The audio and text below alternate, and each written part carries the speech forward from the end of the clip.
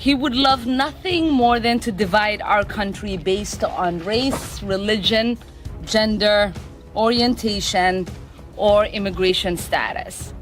Because this is the only way he knows he can prevent the solidarity of us working together across all of our differences. You know, it's really quite interesting how people have tried to manipulate people and how to intimidate people and change their minds. This has been going on since we've been in America.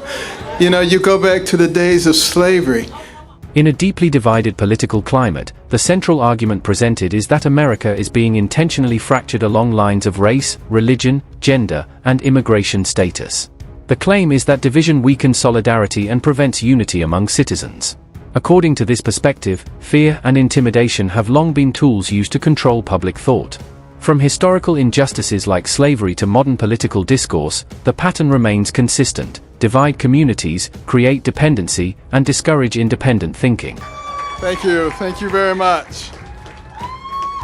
And thank you for your courage to be here, because in the society that we live in today, it takes a lot of courage to say that you're supporting President Trump. And you know, it's really quite interesting how people have tried to manipulate people and how to intimidate people and change their minds. This has been going on since we've been in America.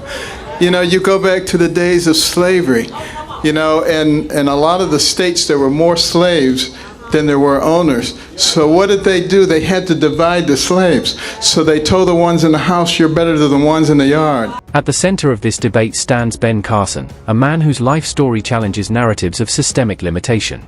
Rising from poverty in Detroit to become a world-renowned neurosurgeon, Carson publicly rejects the identity of victimhood. His refusal to align automatically with expected political positions has drawn criticism from figures such as Ilhan Omar. Supporters argue that his independence disrupts ideological expectations placed on minority communities and challenges assumptions about political conformity. The ones in the yard, you're better than the ones in the field. And then after slavery was over, the light-skinned ones, you're better than the dark-skinned ones. And on it went, trying to divide people. Today, they say, if you are a conservative, then you are somehow an Uncle Tom, you're a horrible person, you're a demon.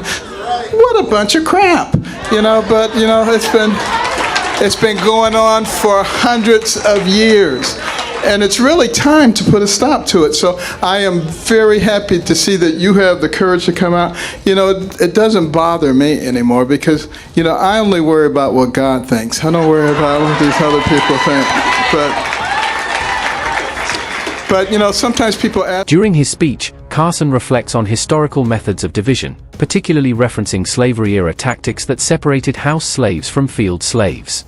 He suggests that similar strategies exist today, labeling conservatives within minority communities with derogatory terms to enforce ideological loyalty. His message emphasizes courage, the courage to speak openly, to reject intimidation, and to prioritize faith and personal conviction over public approval. Ask me, what happened to you? You changed. I haven't changed. I changed about 35 years ago because, you see, I grew up in Detroit, a bastion of liberalism. They call it progressivism now. They keep changing the name. But anyway, then from there to Boston, a bastion of liberalism.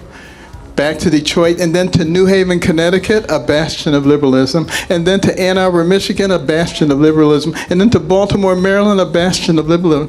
So I had no chance. I was a liberal. I was way out there. And then I did something that liberals are never supposed to do. I listened to a conservative. I listened to Ronald Reagan. And I said, you know, he doesn't sound like a horrible racist person. He sounds just like my mother. And at that point... Carson recounts his personal transformation, describing how he once embraced liberal ideology before listening to conservative viewpoints, including speeches by Ronald Reagan. Hearing Reagan, he says, prompted him to think independently rather than accept inherited beliefs. He connects this intellectual independence to his medical innovation, arguing that critical thinking, not conformity, enabled breakthroughs in his surgical career. I started thinking for myself, and that made a big difference. It made a big difference in my medical career too. I didn't do what everybody else did. I always started thinking out of the box. How do you solve this problem? And that's the reason that God gave us these complex brains. Your brain has billions and billions of neurons, hundreds of billions of interconnections. It remembers everything you've ever seen, everything you've ever heard. It can process more than 2 million bits of information in 1 second. Would God give you something like that just so that you can be a sheep and follow what somebody else tells you to do? Or to think for yourself?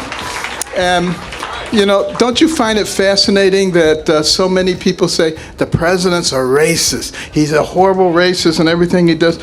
Well, you know, it seems to me like some years ago, Jesse Jackson actually gave the president an award in New York City because he opened so many opportunities for black people.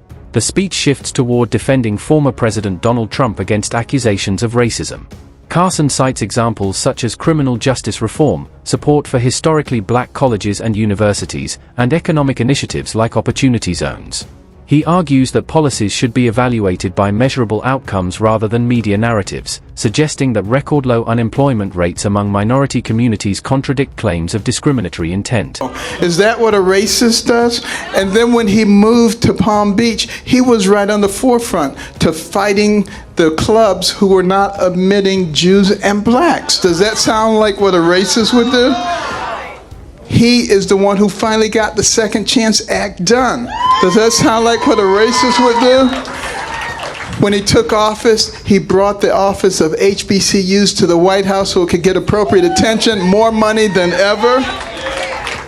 Opportunity zones so that people could take this money and direct it to the places where people did not have opportunity. Carson also challenges what he calls identity politics, asserting that judging individuals based solely on skin color perpetuates the very prejudice it claims to oppose. In his view, true equality means freedom of thought. He emphasizes faith, personal responsibility, and broad economic growth as unifying principles. Rather than perfection in leadership, he urges voters to consider overall direction and policy results. Opportunities before. An economy where you have the lowest unemployment rates for black people in history, and it goes on and on and on. Let me tell you something. If he's a racist, he's an awfully bad one. He needs to go get a lesson from the real racists. The people who look at somebody like you and me and they say, because your skin is a certain color, you have to think a certain way, and if you don't, there's something wrong with you, and they start calling you names. Those are the real racists.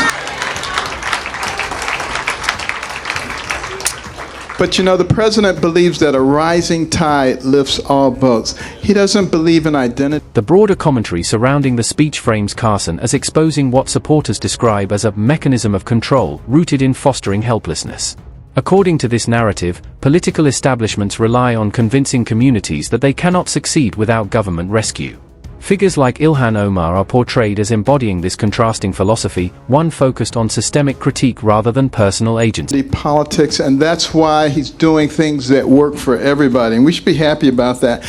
And the media, they like to pick on him, any little thing. You know, he's not perfect, I'm not perfect, you're not perfect. The only one who ever was perfect was Jesus, and they crucified him. So, you know, think about this. And we need to just look at the big picture. Think about all the incredible things that are happening. Think for ourselves and be missionaries. Go out and talk to your family, talk to your friends, help them to realize, because see, if all they're doing is looking at certain media, they don't even know about these things that we just talked about that he has done. Ultimately, the debate centers on competing visions of empowerment. One perspective argues that America is fundamentally flawed and requires structural overhaul. The other insists that opportunity exists for those willing to think independently and pursue excellence. Carson's life story becomes symbolic within this clash of ideologies, a narrative of self-determination challenging narratives of limitation. Whether seen as inspiration or controversy, his message undeniably fuels one of America's most intense political conversations. And so they can perpetrate this horrible image of him being a bad person. It is absolutely not true. I work with him all the time. He's a wonderful person. He's become a good friend. You remember during the campaign when we were having a debate, and I couldn't hear my name. I came out, I stood there, I was waiting to hear everybody else gleefully walk past. He was the only one who stood with me until they straightened it out. That's the kind of person that our president is. He is my friend, and he will be your friend as you get to know him. Ladies and gentlemen, the 45th President of the United States, Donald J. Trump.